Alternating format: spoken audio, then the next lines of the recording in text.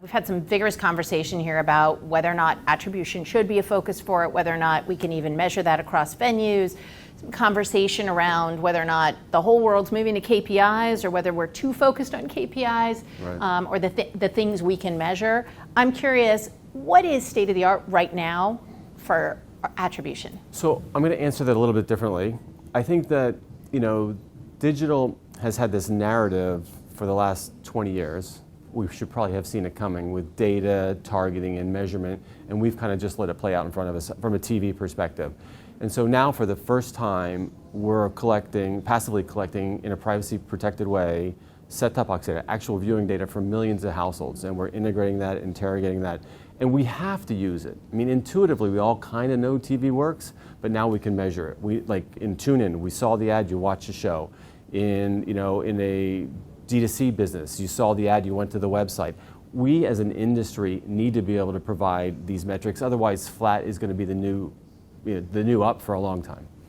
And when you think about proof of performance, is it more or less important in the local marketplace versus national advertisers?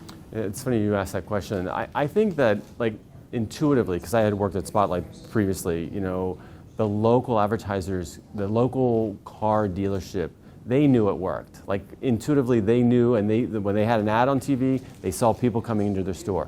And now we can start to provide actually concrete metrics, whether it's visitation, whether it's going to a website, whether it's visiting the store, and whether it's transactions. So I think it's critically important. It's critical from tier 1 all the way down to tier 3 in the auto space. And so when you're thinking about an automotive OEM who is operating tier 1, 2, and 3, there's an interplay between sort of the OEM and the national ad dollars that are going out there to build the brand awareness and those lower funnel strategies that are really trying to drive traffic into the dealership, get the word out on the promotions and that sort of thing.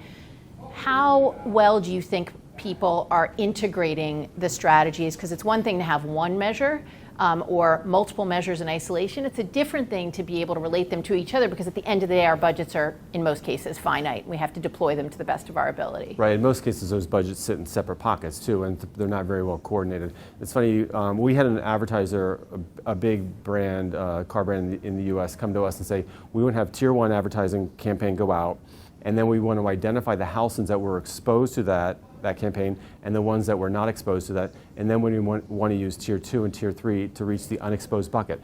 We can do that, like the technology exists to do that, but it's really, really hard and cumbersome to kind of take the pieces and put it together.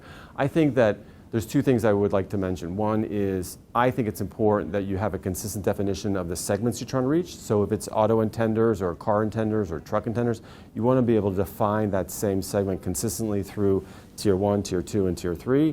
And then if it's on the measurement side, you want to be able to do reach and frequency regardless of whether it was tier $1, tier $2, or tier $3. So you really have a holistic approach to understanding what kind of reach and frequency you have to somebody that's in the car market. Well, I also think if you don't have that holistic approach, you could actually have 3 different levels of the same brand actually bidding up the cost of certain kinds of inventory in theory, which might be good for a media owner, but not great for that CMO, right? Exactly. And that's a reality too.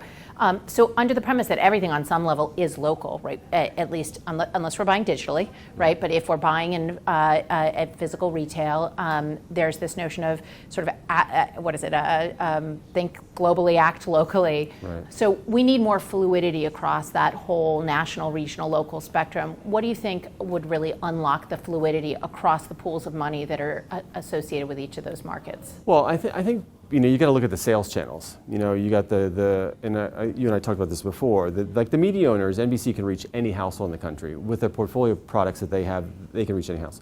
The distributors, they're restricted by geography, and they're restricted by the 2 minutes of inventory that they carry.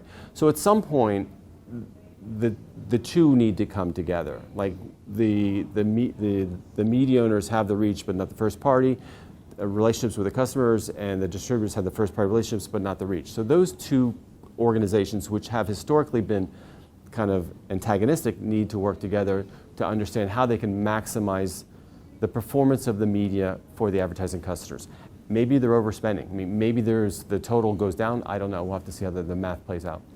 Last question, you get to wave a magic wand and go after the low-hanging fruit. What's the low-hanging fruit around this space? I think measurement's the low-hanging fruit, because I think, we are collecting set-top-box data, viewing data from 38 million households. Our 3 owners were harmonizing it, and we can actually look at household by household, reach and frequency. That should be out there in the marketplace today. It shouldn't be some sort of probabilistic estimate of what the audience was on a show or program. It should be how many people of a specific segment that I was targeting did I reach, and what was the distribution of the exposure around that target.